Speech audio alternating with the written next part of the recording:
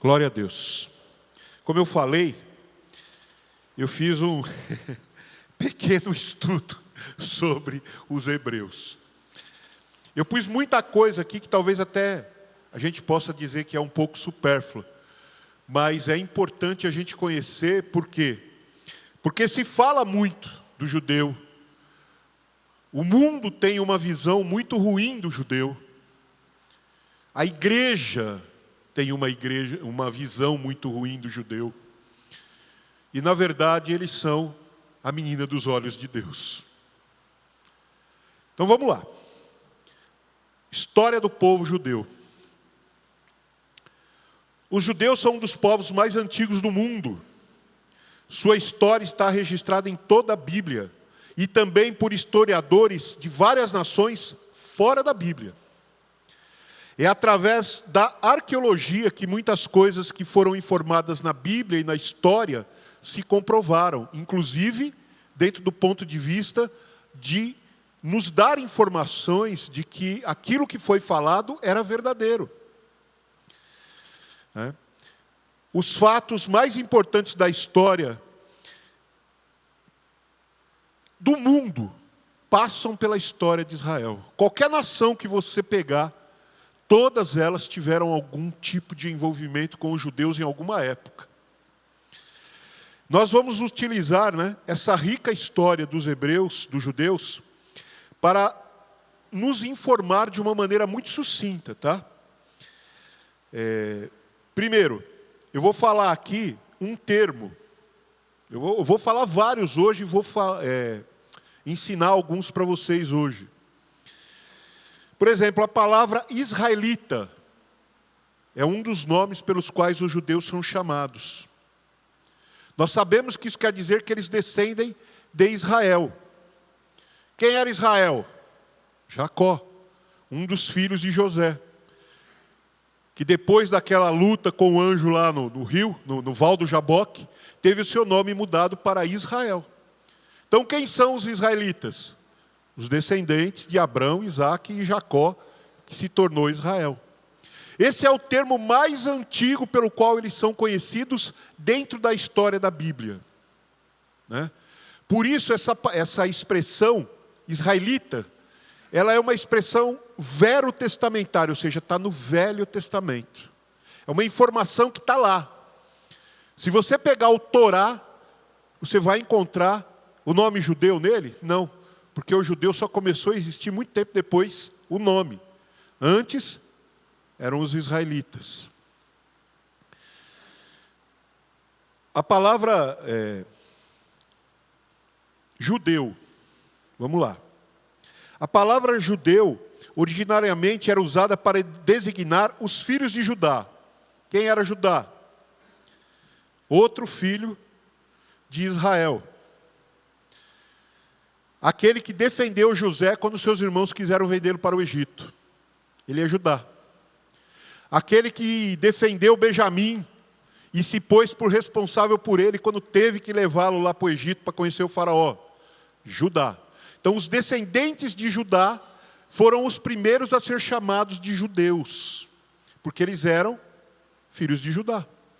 Depois, durante um tempo, como Judá era responsável pela parte sul do povo de Israel, da terra de Israel, eles acabaram chamando de judeus todos os que eram daquela região sul de Israel. Acabou sendo conhecidos por judeus. Depois, lá na frente, houve a deportação para a Babilônia, eles ficaram lá por 70 anos. Quando voltaram, a maioria dos que voltaram eram da tribo de Judá. E aí o povo de Israel como um todo passou a ser chamado de judeus. Isso só aconteceu lá por volta do ano 500 a.C. E aí já passou a se chamar de judeus todos os que nasciam na Judéia. A terra já não era mais chamada de Israel, era chamada de Judéia. Pertencia, estava sob o domínio de outras nações. E aí, com o tempo, essa palavra acabou designando todos os israelitas. Outro nome que eles tinham, semitas. Semitas são os descendentes de Sem, filho de Noé. Noé tinha 3 filhos, Sem, Cã e Jafé. Sem acabou sendo o primogênito, né? Aquele que se sobressaiu na história bíblica, e Deus manteve a linhagem com ele. Então, quando se fala, por exemplo, de antissemitismo no mundo, você está falando do quê? Contrário. Semita, os descendentes de Sem. Ou seja, você está contestando a história bíblica de que aquele povo é descendente de Abraão, Isaac, Jacó, e antes disso, de Noé e de Sem. Então, semita é um termo que se refere também aos judeus, aos israelitas, lá no início, quando ainda não eram chamados nem de israelitas e nem de judeus, eram os semitas. E antes de se chamarem israelitas, eles ainda ganharam um outro nome, hebreus. Hebreus são os descendentes de Éber, que foi um dos netos, de Sem, e avô de Abraão. Um dos ancestrais de Abraão, avô, bisavô. Não me lembro bem. Mas foi um dos antecessores de Abraão. Então vejam, os nomes estão todos ligados à linhagem da família. Sem, os descendentes de Noé, através de Sem. Hebreus, os descendentes de Éber, neto de Sem. Bisavô ou avô de Abraão. Aí Abraão teve um filho, Isaac. Isaac teve um filho, teve 2, Esaú e Jacó. Deus manteve o pacto com Jacó. Lá na frente mudou o nome deles para israelita, para Israel. E aí nasceram os israelitas. De Israel, de Jacó, nasceram as 12 tribos. Uma delas, Judá. E eles passaram a ser conhecidos como judeus.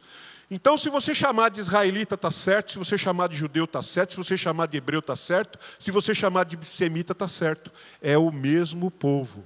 Povo com o qual Deus fez uma aliança. A primeira vez que Deus fez uma aliança, especificamente prometendo que aquele povo não seria mais uma cidade, não seria mais uma família com muitos membros. Não, seria uma nação. A primeira vez que Deus fez isso, a gente pode dizer que foi o início da árvore genealógica do povo judeu, quando ali começou a se tornar uma nação, foi através de Abraão. Abraão recebeu uma promessa de que nações nasceriam dele. E esse mesmo Abraão, ele era um homem que teve muitos momentos com Deus. Ele teve muitos pactos pessoais. Ele fez muitos acordos com Deus. E talvez o mais famoso deles seja quando Deus mandou ele oferecer o filho dele sobre um monte, em holocausto, em oferta pacífica a ele mesmo, Deus. Mandou que esse homem fosse lá, subisse na montanha e oferecesse o seu filho, pelo qual ele esperou 25 anos, depois mais 12 para o menino se tornar na idade certa, para então Deus pedir para ele subir o monte e oferecê-lo. Agora, vocês sabem qual o monte aonde ele foi oferecido? O Gólgota. Ele atravessou toda a extensão do país de Israel, que ainda não existia, toda a terra de Canaã, saiu lá da beira do Egito e foi parar do outro lado para oferecer o seu filho no monte que Deus lhe mostrou. O monte onde Deus depois ofereceu o seu filho Jesus por nossos pecados. Esse homem recebeu uma promessa de Deus, está lá no livro de Gênesis, capítulo 12, do versículo 1 até o 5. Diz assim: Ora, o Senhor disse a Abraão: Sai-te da tua terra e da tua parentela e da casa de teu pai e da terra que eu te para a terra que eu te mostrarei. E far-te-ei uma grande nação, e abençoar-te-ei, e engrandecerei o teu nome, e tu serás uma bênção.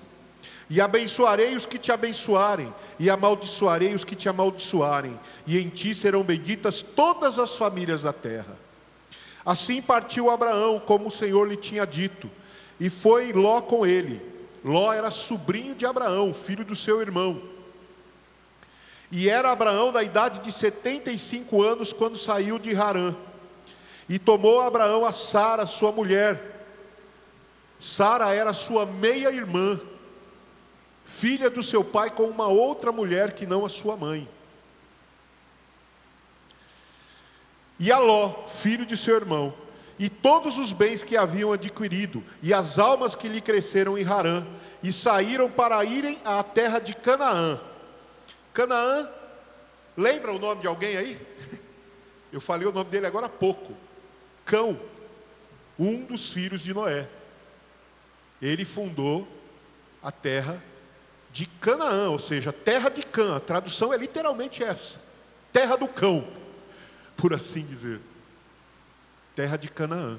Então quem estava na terra que Deus separou para os seus filhos? Outro de seus filhos, mas que não estava debaixo da promessa do Senhor. Quando eles, Noé, sua esposa, seus 3 filhos, Sem, Cão e Jafé, desceram da arca com as suas esposas e começaram a cultivar a terra depois do dilúvio. Vocês conhecem a história. Noé plantou vinha, plantou várias coisas, mas plantou uma vinha também. E aí, quando ele fez a colheita, ele todo feliz foi lá, espremeu a uva e fez vinho.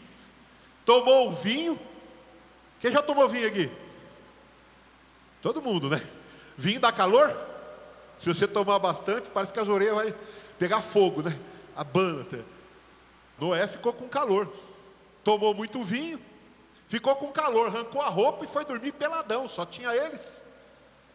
Aí esse rapazinho, seu filho mais novo, Cão, foi lá e viu. Falou: o pai está lá peladão, com a busanfa para cima, tomou todas. Foi lá e foi fofocar para os irmãos dele. Aí Sem chamou Jafé e falou: vamos lá cobrir o pai agora.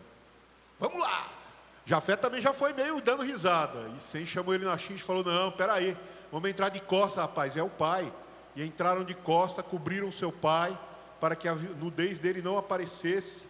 E por isso, quando Noé voltou a si, por assim dizer, né, rogou uma praga em cima do cão. Abençoou Jafé: você seja bendito do Senhor. Tudo que você puser a mão prospere, que você seja o Senhor dos seus irmãos. E você, Cão, que você ande para trás, você e sua família, seus descendentes, sejam servos de Sem. Então o que Cão tinha na prática era de quem? De Sem. Tudo que ele tinha, o pai deu ao irmão. Então quem estava na terra de Canaã? O povo errado. E Deus deu aquela terra de novo para Abraão e sua descendência. Tem outra promessa muito interessante. O Senhor falou que ia fazer desse homem uma grande nação, né? Vamos ler Gênesis 15, do 1 ao 6. Abraão saiu da terra, a gente leu lá, com 75 anos de idade.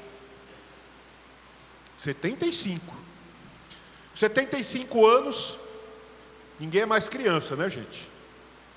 A sua esposa, Sara, era 10 anos mais nova que ele. Tinha 65. A maioria das mulheres hoje, quando chega nessa idade, pode ser mãe ainda? E o homem com 75 anos? Quantos você conhece por aí que são pais? Então vamos lá, Gênesis 15, do 1 ao 6. Depois destas coisas veio a palavra do Senhor a Abraão em visão, dizendo: Não temas, Abrão, eu sou o teu escudo, o teu grandíssimo galardão. Galardão é recompensa, prêmio.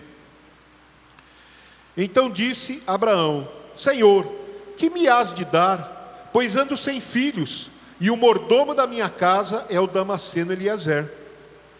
Disse mais Abraão: Eis que não me tens dado filhos, e eis que um nascido na minha casa será o meu herdeiro.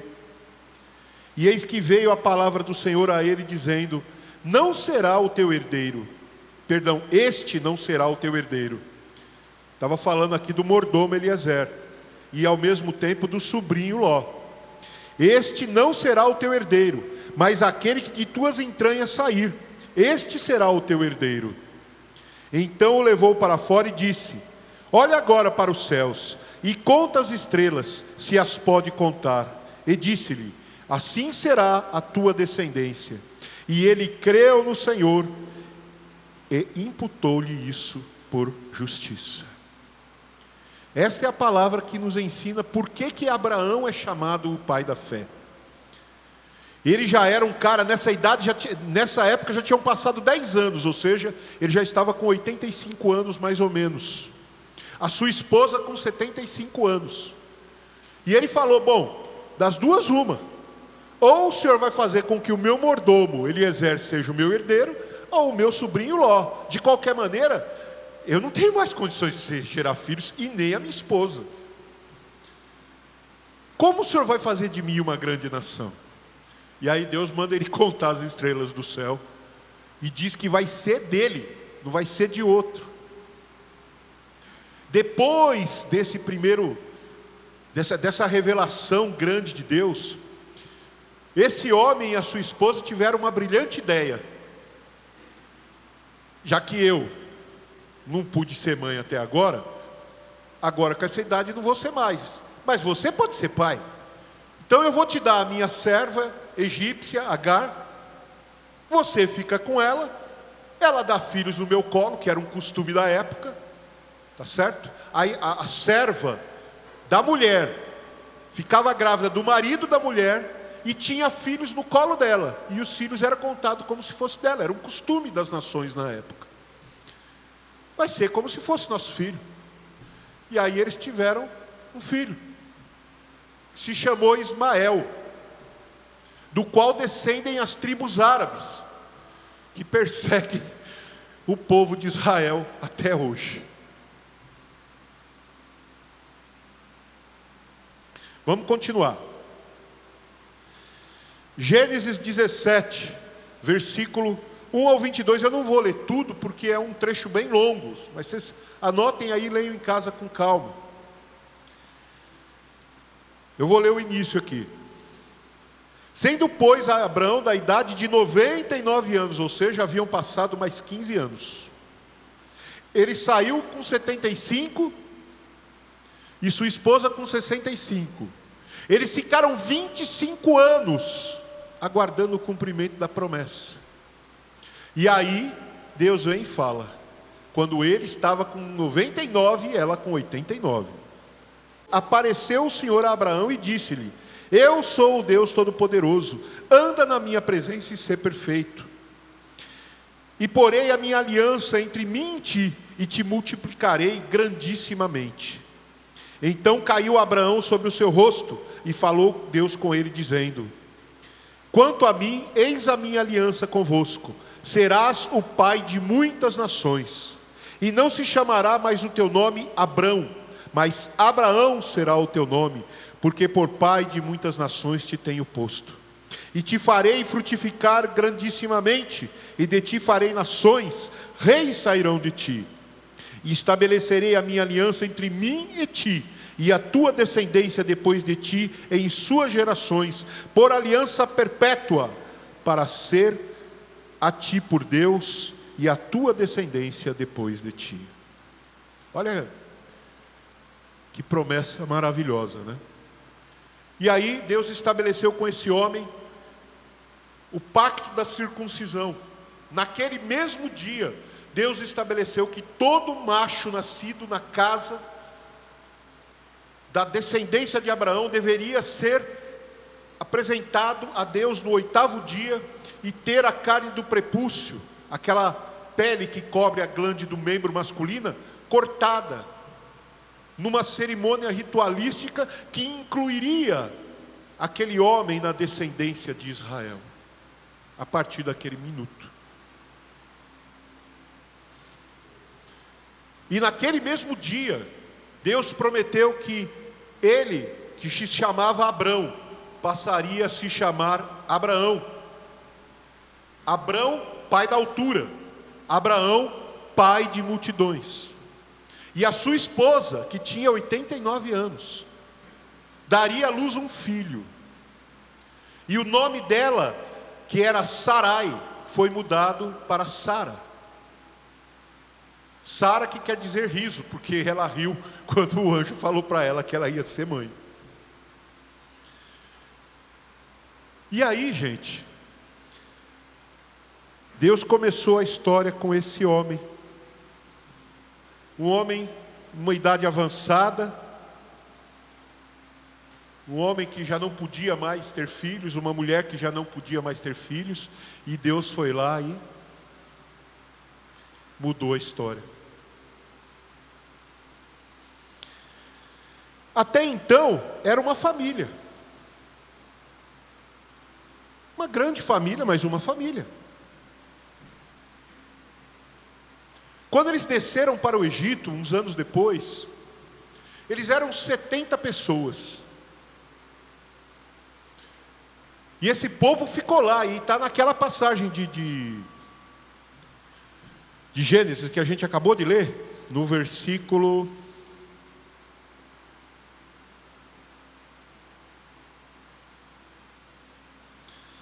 não me lembro.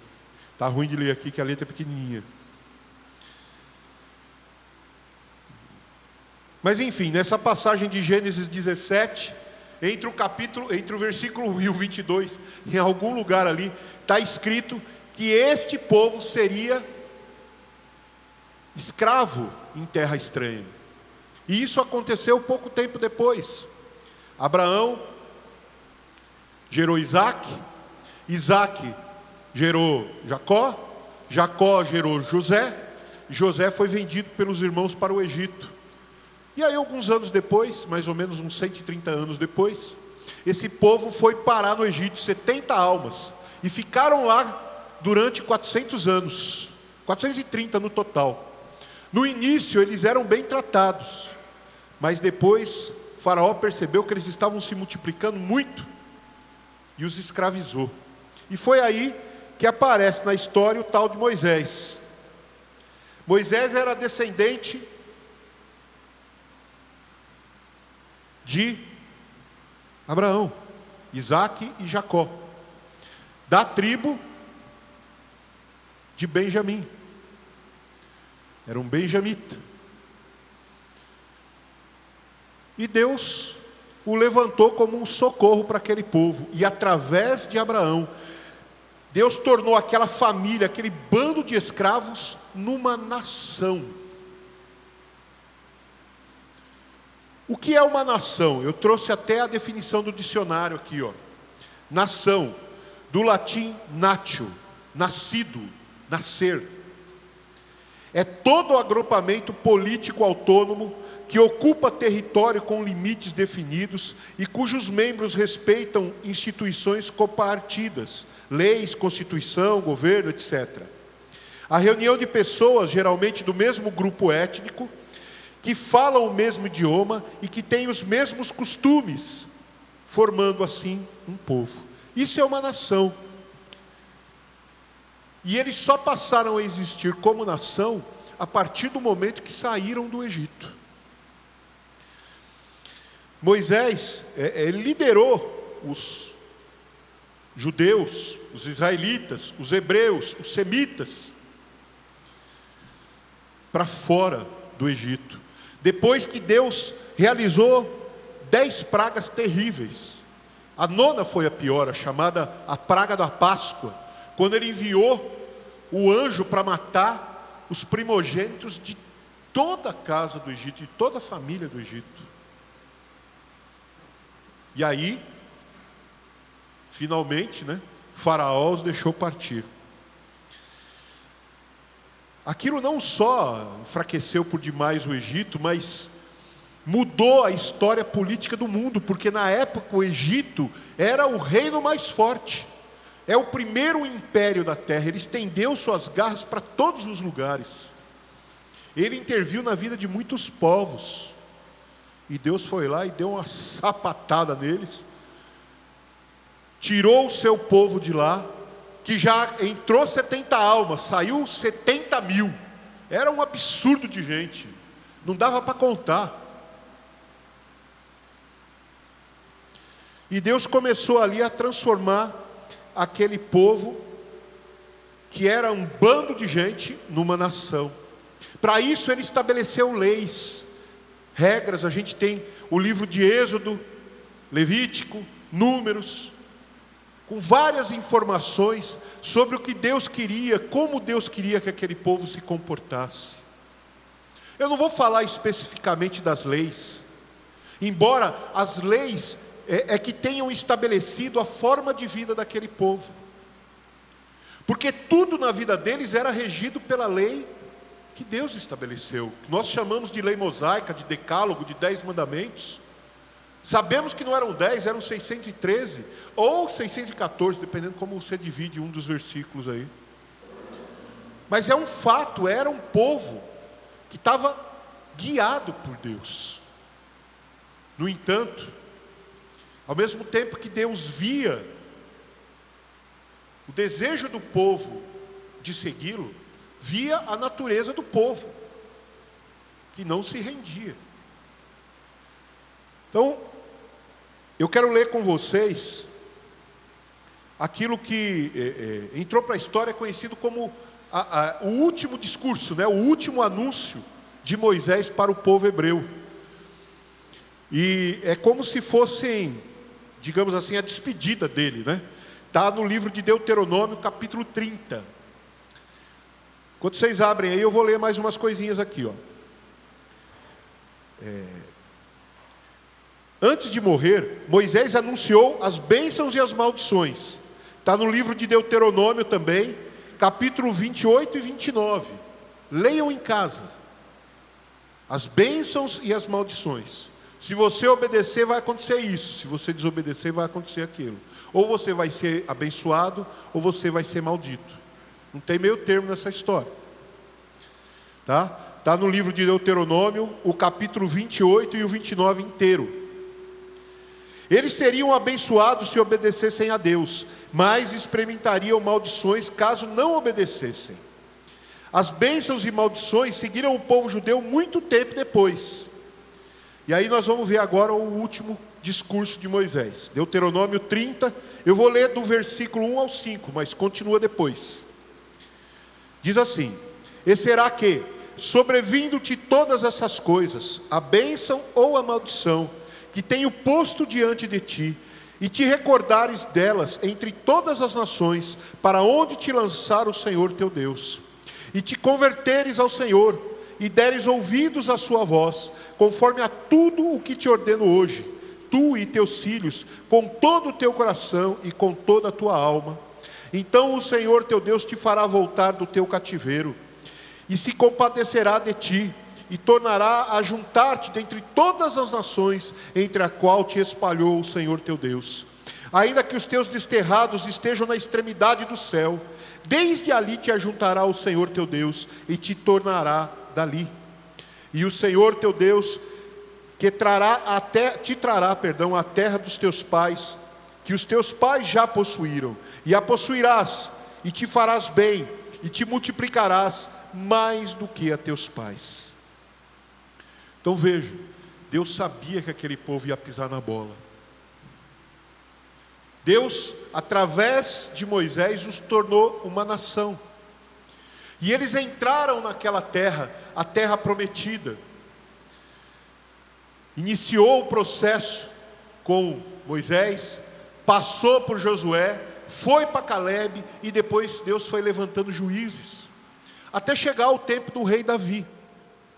Davi foi o homem que colocou Israel no mapa agora como uma nação e com um rei. Alguém com o testemunho do próprio Deus que tinha um coração segundo o seu coração. Então, falando de Davi agora, né? Por várias centenas de anos, os israelitas viveram em sua terra, mas eles não tinham um rei, nem tinham a cidade capital de Jerusalém. Ela pertencia a outro povo nesta época. Contudo, com o rei Davi, por volta de 1000 anos antes de Cristo, isso mudou. Davi conquistou Jerusalém e a transformou na sua capital. Isso está em 2 Samuel, capítulo 5, do versículo 6 ao 13. Ou Crônicas, capítulo 11, do versículo 3 ao 9. Davi também recebeu a promessa de um Cristo que viria. Ou seja, um Messias, um Salvador, um rei ungido por Deus que viria para resgatar o seu povo.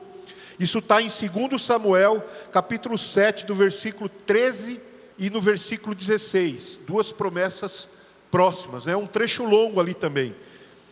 Se você ler 2 Samuel 7, está todo ali dentro. E daquele tempo em diante, o povo judeu passou a esperar o Cristo, porque até então não havia essa expectativa. Seu filho Salomão, filho de Davi, com a tal da Betsebá lá, a esposa do seu amigo, com a qual ele pulou a cerca, perderam o primeiro filho e tal. Esse Salomão recebeu de Deus a bênção para construir o primeiro templo em Jerusalém. Isso está em 1 Reis capítulo 6. Os descendentes do rei Davi continuaram a governar por cerca de 400 anos, ou seja, 1000 antes de Cristo até 600 antes de Cristo. Esse foi o período da maior glória física de Israel.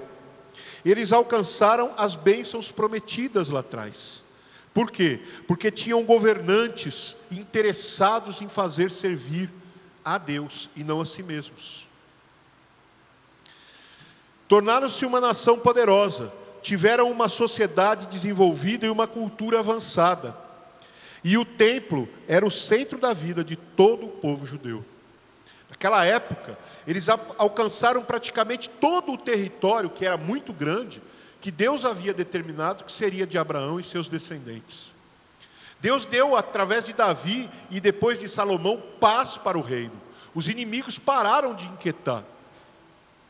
Alguns inimigos até se tornaram amigos do reino de Israel. Contribuíram com madeiras, com ouro, com pedras preciosas, com vários tipos de materiais para a construção do templo. Por quê? Porque Davi era um homem que agradava a Deus. E aí Deus, através desse homem que o agradava, derramou bênçãos sobre aquele povo. Claro que não era só ele, mas vê como faz diferença um homem que serve a Deus com fidelidade.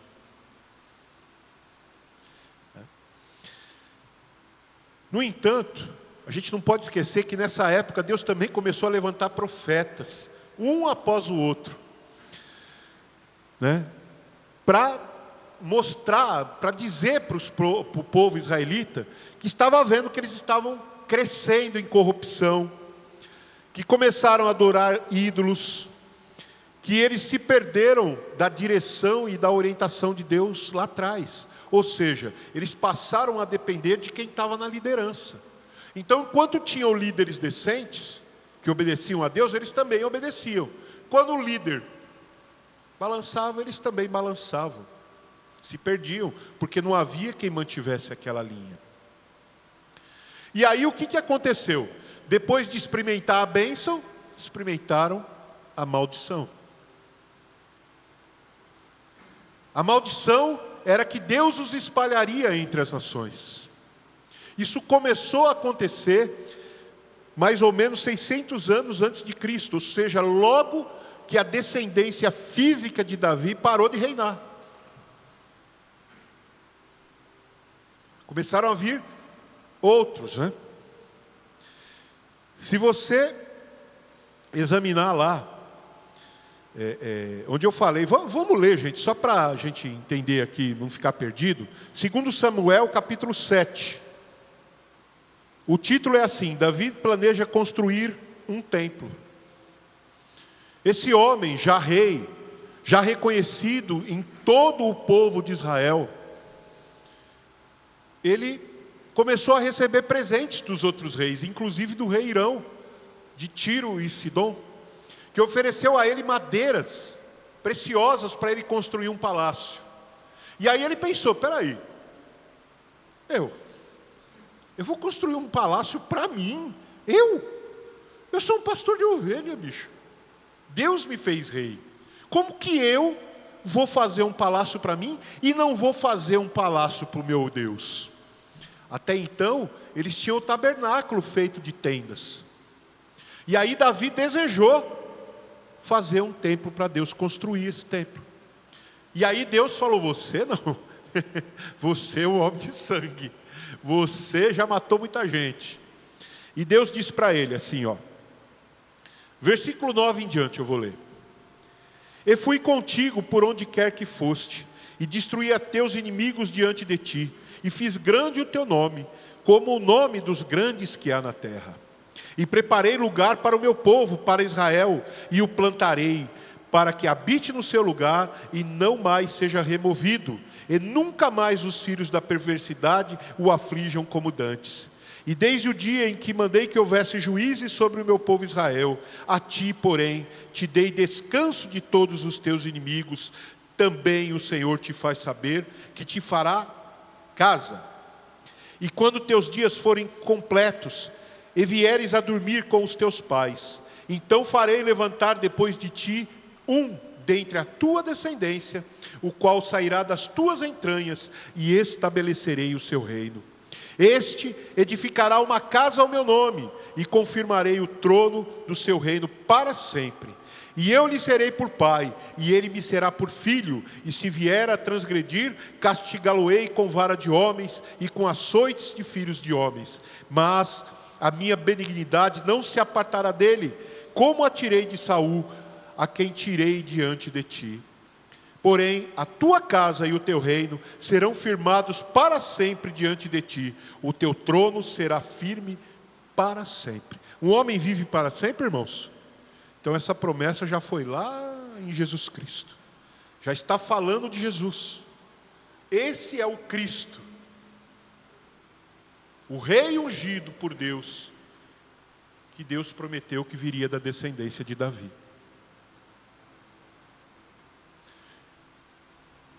Davi ainda não havia pulado a cerca com Betsebá. Quando eles saíram, ela ficou grávida. Essa criança morreu depois que Davi matou Urias, o marido de Betsebá. E aí, o que aconteceu? Depois da morte e do luto que eles cumpriram por esta criança, Deus abençoou o matrimônio deles. Deus abençoou. E deu a eles um filho, Salomão. E deu a este filho o reino que havia dado a Davi. Deus é Deus. Ele escolheu nascer de um casamento que começou com um adultério, que gerou um assassinato e que gerou um monte de problemas no povo. Salomão nasceu 12 anos depois, mais ou menos. E Davi já tinha essa promessa com ele. Deus é maravilhoso. Aí, continuando. Esse povo acabou se dispersando, né? Acabou pisando na bola. Deixaram Deus depois que a descendência de Davi saiu do governo oficialmente. Houve a ruptura, houve uma briga entre os judeus, reino do norte, reino do sul, nada mais foi igual. E eles se tornaram idólatras. E aí veio o primeiro exílio. Por volta do ano 600, as maldições vieram sobre eles. Nabucodonosor, um poderoso rei babilônico, veio, assim como Moisés havia predito 900 anos antes. Então vamos abrir lá em Deuteronômio, capítulo 28, 49 até o 52. Diz assim: o Senhor trará de um lugar longínquo, dos confins da terra, uma nação que virá contra vocês, nação de aparência feroz, sem respeito pelos ídolos, nem piedade para com os moços. Ele sitiará todas as cidades da sua terra.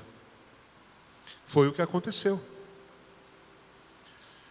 Israel havia vencido todas as lutas que havia enfrentado até então, porque Deus era com ele, eles obedeciam e Deus estava à frente. Mas aí eles se tornaram idólatras e Deus tirou a sua mão. E aí eles não puderam se sustentar diante do rei da Babilônia. E eles foram levados, para a terra da Babilônia. Veja, Nabucodonosor conquistou Jerusalém, queimou a cidade, destruiu o templo que Salomão havia construído. O templo levou, irmãos, segundo as contas bíblicas, por volta de 7 anos para ser erguido do zero, mas com uma nação inteira trabalhando.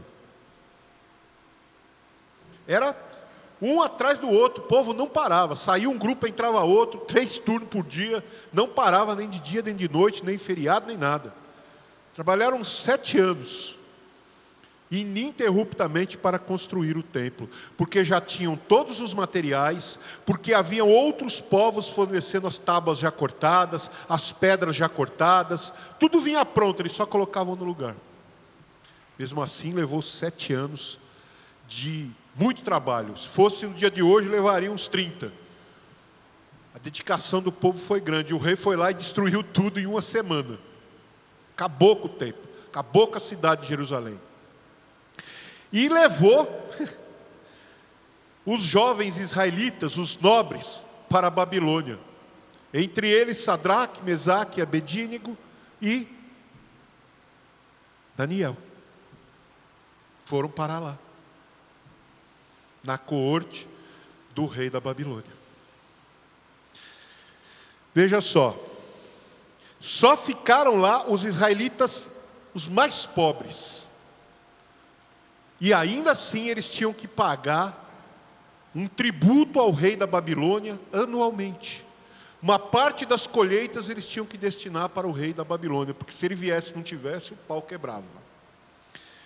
Aí Deuteronômio, ainda capítulo 28, versículos 63 e 64, diz assim: vocês serão desarraigados da terra em que estão, vocês serão desarraigados da terra em que estão entrando para dela tomar posse. Então o Senhor os espalhará pelas nações, de um lado para o outro da terra. Aconteceu? Aconteceu. Porque o povo se desviou de Deus. E Deus havia dito, a bênção e a maldição. A bênção se vocês me obedecerem, a maldição se me desobedecerem. O povo obedeceu e a bênção veio. O povo desobedeceu, a maldição veio também. Depois, esse povo ficou lá, os israelitas ficaram lá por 70 anos. 70 anos em que eles viveram fora da terra que Deus havia prometido a Abraão e sua descendência. Ficou lá uns gatinhos pingados. Aí veio o rei persa. Após isto, o imperador persa Ciro conquistou a Babilônia, tornando-se a pessoa mais poderosa do mundo. Ele então permitiu que os israelitas retornassem à sua terra. É aí que a gente vê Neemias, Esdras, é aí que a gente vê Daniel, inclusive o cumprimento da profecia da estátua lá de Daniel 7, que a gente vai estudar especificamente escatologia, a cabeça e os braços de ouro, o peito de prata, a cintura de bronze, as pernas de ferro. Foi tudo nessa época, 70 anos eles morando longe. E aí Deus começou a libertar esse povo para voltar através de um outro rei. Quer dizer, Nabucodonosor foi, conquistou e ficou durante 70 anos. Aí veio outro rei de outro império e tomou o lugar daquele. Conquistou o conquistador. E aí os impérios persas, né? Primeiro com o rei Ciro, depois com o rei Dário, o Medo, né? Medo persa. E aí depois veio o grego, e depois veio o romano, e nunca mais os judeus voltaram para a sua terra sem ser escravos de alguém. Nunca mais.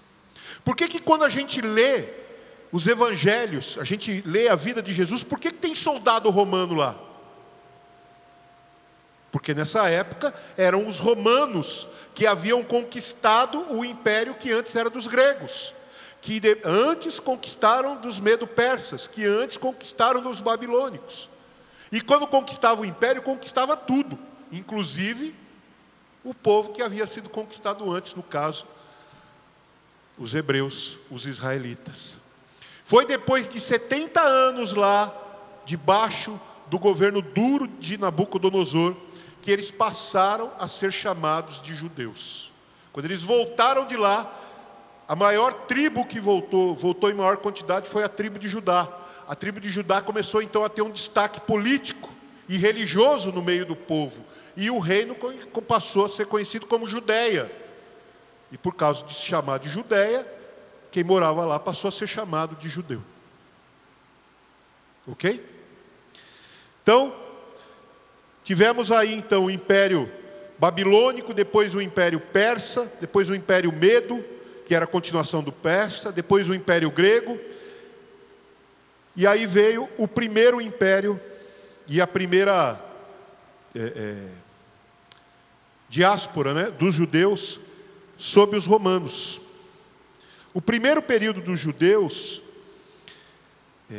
debaixo do Império Romano, durou mais ou menos de 200 a.C. até por volta do ano 70 da nossa era. Nessa época, os judeus já não aguentavam mais.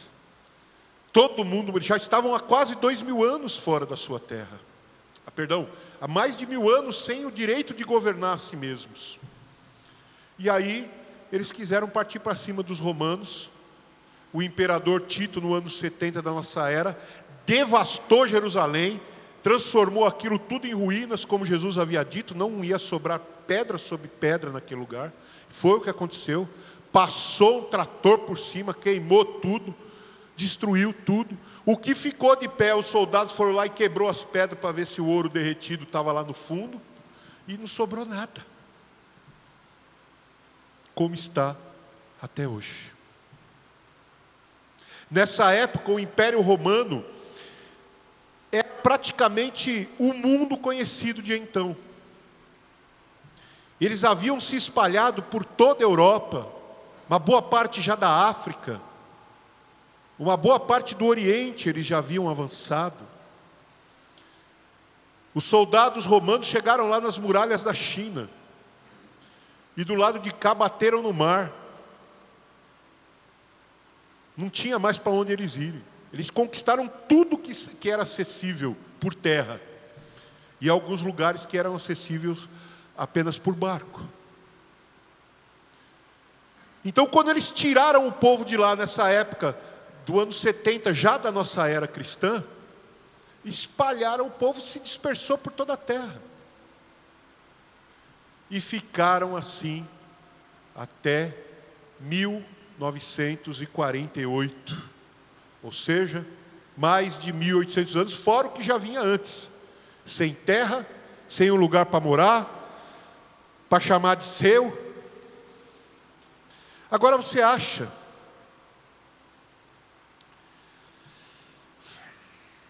que um povo, lembra a definição de nação?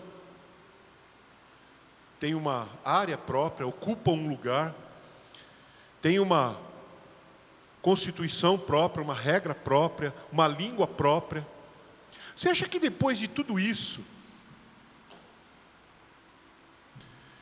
Esse povo que já estava há mais de 2000 anos, sem o direito de ser dono do próprio nariz, vivia bem,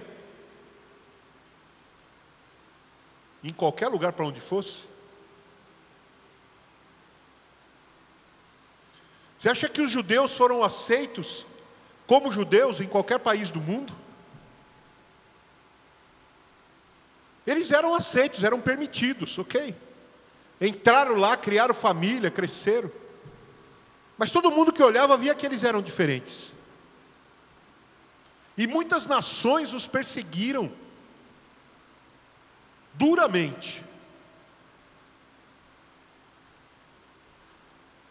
Os maiores inimigos dos judeus somos nós, os cristãos. A Igreja Católica matou muito mais judeu do que Hitler. Aliás, a Igreja Católica foi o grande incentivador do Holocausto judeu. Muito tempo antes de Hitler começar a sua perseguição para o Holocausto dos judeus, através do Terceiro Reich dos nazistas, a Igreja Católica já tinha inventado aquele negócio dos gulags, ou seja, os guetos. Já havia criado a identificação, né, um círculo amarelo, um triângulo, um losango, depois virou uma cruz, depois virou uma estrela de 5 pontas, que era a estrela que eles achavam que tinha que ser, não a estrela de 6 dos judeus, mas a estrela de 5 pontas. Era um designativo que eles inventaram lá. E por quê? Porque na ideia dos cristãos, os judeus crucificaram Jesus. Nós sabemos que o que crucificou Jesus foi o nosso pecado. Mas vejam, então vou continuar a leitura aqui, ó. O povo judeu viveu por quase 2000 anos, disperso em terras estrangeiras, jamais aceitos nessas terras. Nessas diferentes nações, eles comumente sofreram grandes perseguições. Desde a Espanha, na Europa Ocidental, na Rússia, os judeus viveram frequentemente em situações perigosas nestes reinos cristãos. As maldições de Moisés, cerca de 1500 anos antes, foram descrições acuradas de como Israel viveu. Ainda no livro de Deuteronômio, capítulo 28 ainda, versículo 65, diz assim: no meio daquelas nações vocês não encontrarão repouso, nem mesmo um lugar de descanso para a sola dos pés.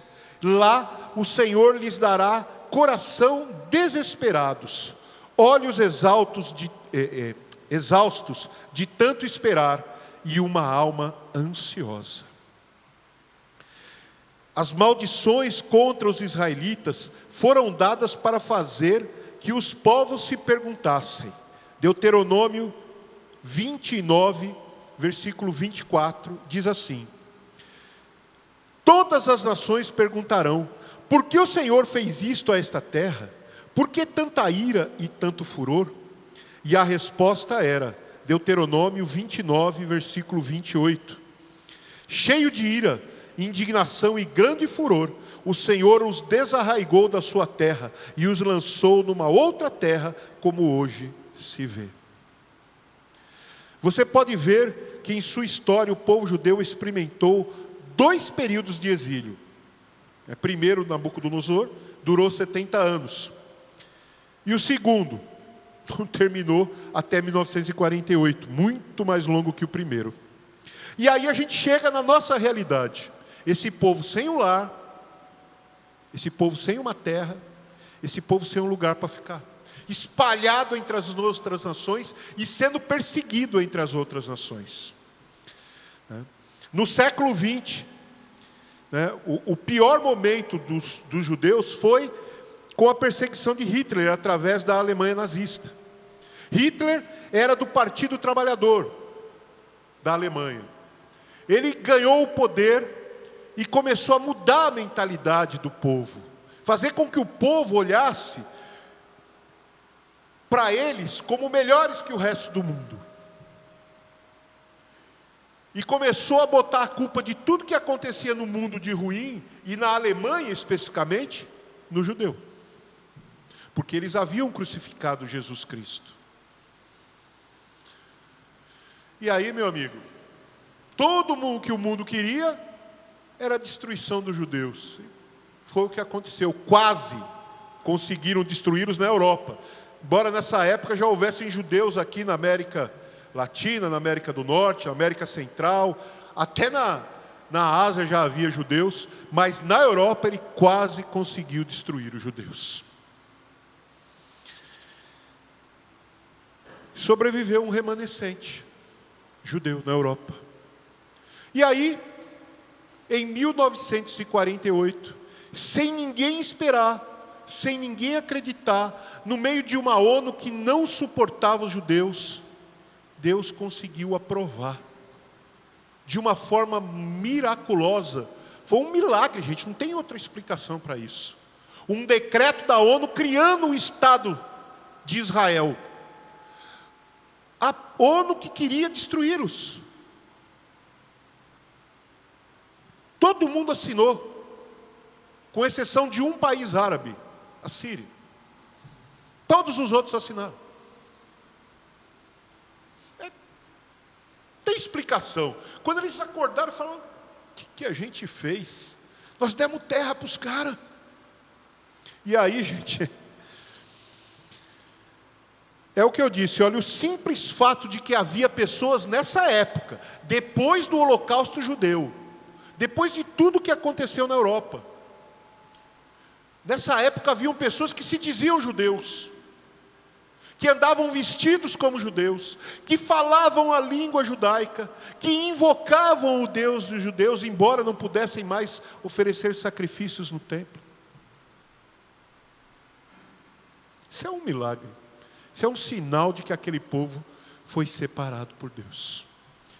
E aí, em 1948, nesta ação, esse povo foi reconduzido à sua terra. Começaram a voltar para lá, imediatamente após o Estado ter sido criado. Ou seja, Deus começou a trazê-los de volta das extremidades do céu para onde os havia espalhado. E o que aconteceu? As nações circunvizinhas, países árabes, os países árabes predomina a religião islâmica.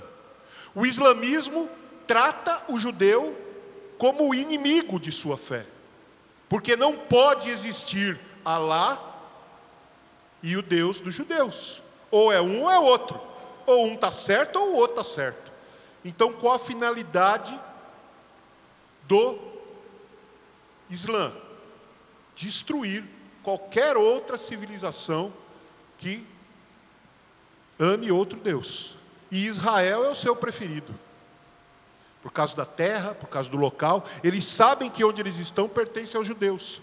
Se o que o Deus da Bíblia diz é verdade, se o Deus da Bíblia é verdade, eles estão lá contra a vontade de Deus. E um dia vão descobrir que isso é verdade. Então, o Estado foi criado pelas Nações Unidas sem ninguém entender como. Aí Deuteronômio, capítulo 30, versos 3 e 4, diz assim: então o Senhor, o seu Deus, lhes trará restauração, terá compaixão de vocês, e os reunirá novamente de todas as regiões por onde os tiver espalhados.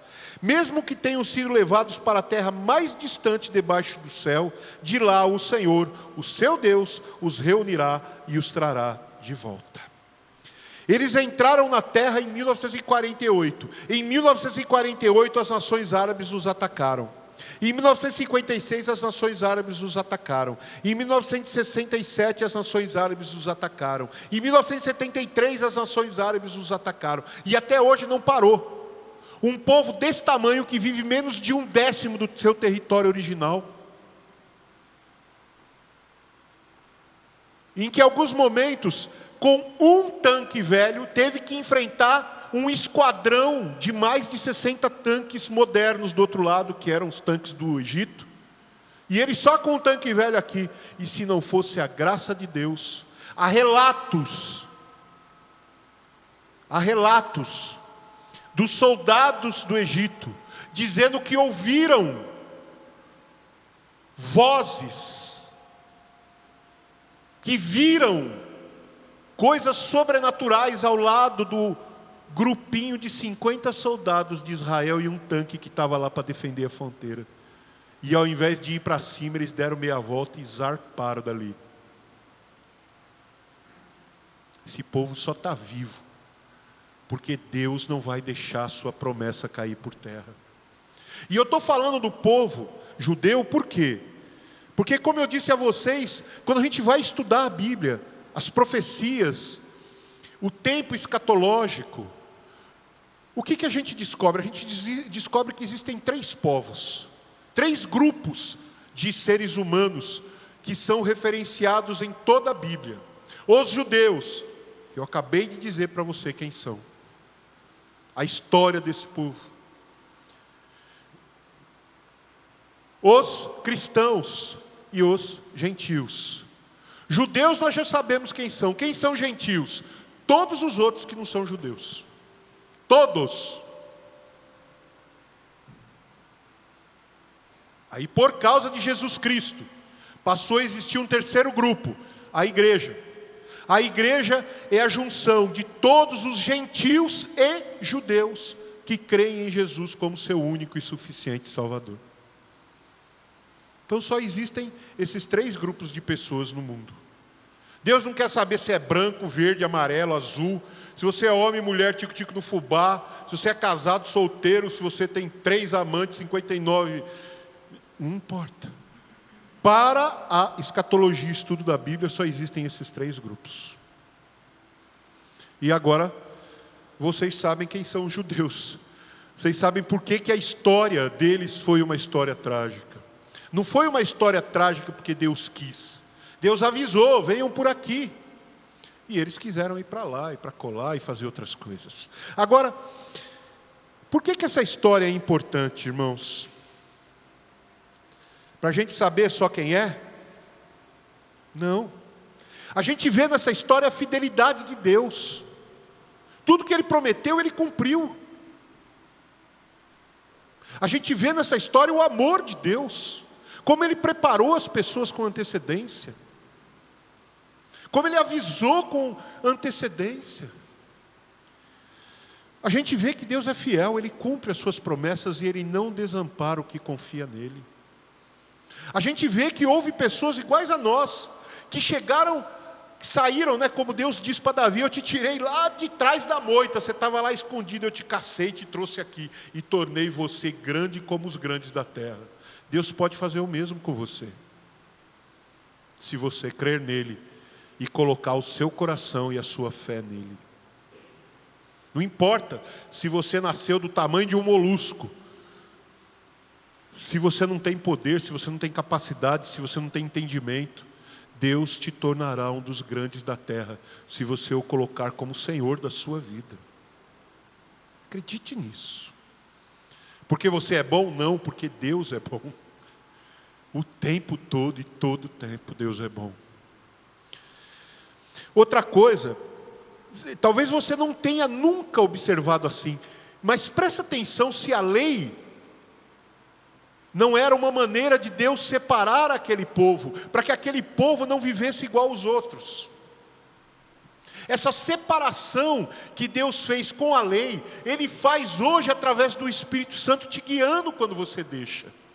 A lei que não está em tábua de pedra, Ele escreve no seu coração, para você não ser igual àqueles que vão para o inferno. Ele ainda está trabalhando a seu favor. Ele não desistiu de você. Você vê que na lei havia o estabelecimento do que era uma conduta moral agradável a Deus. Havia o desejo de Deus de ser obedecido e havia o estabelecimento de um caminho reto. Se a gente transferir isso para a nossa realidade quanto igreja, Jesus é o caminho, a verdade e a vida. As 3 coisas que Deus ensinou lá, Deus está ensinando através de Jesus Cristo para nós hoje. Porque Deus não quer que você vá para qualquer lado, que você haja de qualquer jeito e você considere as coisas de qualquer jeito. Deus não abandona. Ele é amor, Ele é perdão, Ele é reconciliação e Ele é salvação. Ele tentou ser isso para aquele povo também. E para alguns Ele conseguiu e para outros não. Naquela época e daquela forma, sem haver a graça, era muito mais difícil. Era impossível. Mas aquele que confiou nele, está com o seu nome lá escrito no livro da vida.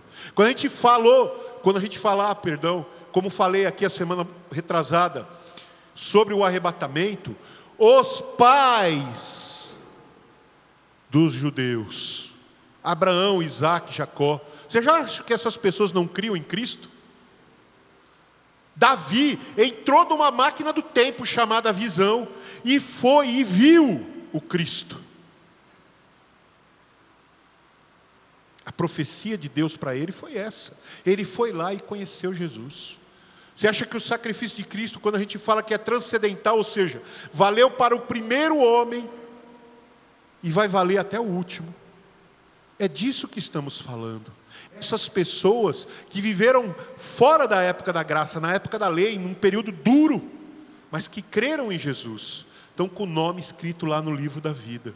E quando Deus chamar, vier buscar a sua igreja, eles fazem parte dela. Eles são, aliás, o alicerce da igreja. Então o cristão ser inimigo do judeu é a mesma coisa que dar um tiro no pé e querer não sentir dor. É irracional, mas o mundo ensina assim. E é por isso que Deus, desde lá de trás, sempre separou Noé, depois separou Abraão e sua família, depois separou o povo israelita, depois separou a igreja. Deus sempre separa pessoas para Ele, porque Ele nos quer para Ele, e Ele sabe que nem todo mundo se dá esse processo, mas esse é o ponto. Os maiores inimigos de Israel são a falta de Deus no nosso coração, a falta de amor, porque se a gente entender a mensagem do Evangelho, a gente não é inimigo nem do diabo, ele é nosso inimigo, mas a gente não é inimigo dele, a gente não vai odiá-lo. Então, toda essa história a respeito do povo judeu é a nossa história também. Jesus era judeu, ele nasceu lá, irmãos. Os primeiros discípulos todos eram judeus. O evangelho começou a ser anunciado entre os judeus. Foi entre os judeus que o evangelho se destacou e conquistou milhões de almas no início. Eles não são nossos inimigos. Eles são nossos irmãos em Cristo. Embora hoje eles estejam fora da promessa. E tudo isso, essa história é importante para quando a gente continuar e avançar no estudo escatológico. Quando a gente falar, sobre o período da tribulação. O período da tribulação é o período em que Deus vai cutucar esse povo, para que esse povo se arrependa e seja salvo. E a Bíblia diz que todo aquele que nele crê será salvo. Não importa se ele é um judeu que mora na Venezuela, no Brasil, na China, em Istambul, se ele é um judeu que nunca praticou o judaísmo, se ele crer em Jesus Cristo, será restaurado como judeu. E Deus vai honrar isso. Amém? Como eu já disse aqui, o Paulinho também já falou, nós criamos um e-mail. Adonai responde tudo junto, @gmail.com. Se você tiver qualquer dúvida sobre esse assunto é longo, eu sei, eu estou falando há mais de 1 hora. Mas eu achei muito importante, porque várias pessoas me perguntaram sobre quem eram os judeus. Então já dá logo uma pincelada grande, né? E pelo menos alguma informação todo mundo pega. Mas se você tiver dúvida, se surgir algum questionamento, põe a sua pergunta lá, que a gente vai responder. Amém? Só para finalizar aqui, um detalhe que eu acho importante e que eu preciso que vocês entendam. Pode sentar, nós vamos já tirando oferta, por gentileza.